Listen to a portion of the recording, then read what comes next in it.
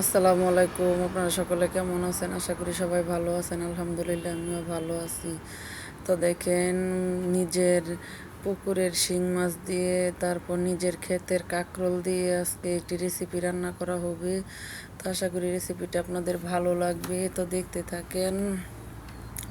Of ক্যামেরায় মাছগুলো কুটে ধুয়ে তারপরে লবণ মরিচ দিয়ে হলুদ নুন দিয়ে ভালো করে মাখিয়ে নিচ্ছি।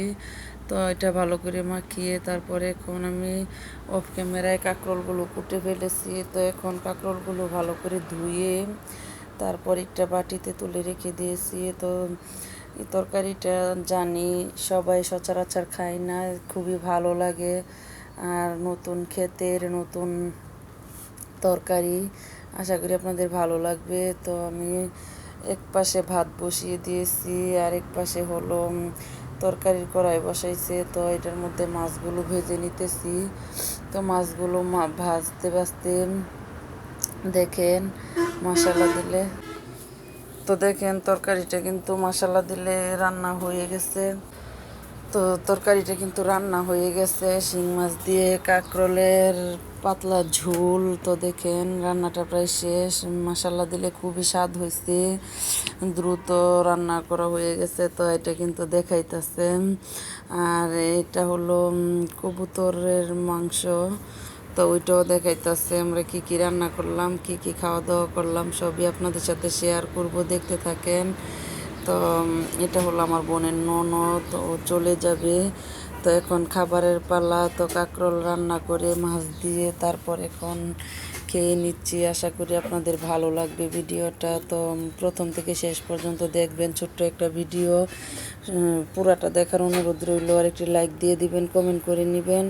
তো আশা করি অবশ্যই আপনাদের ভালো লাগবে। তো এখন দেখেন রান্না শেষ আমাদের।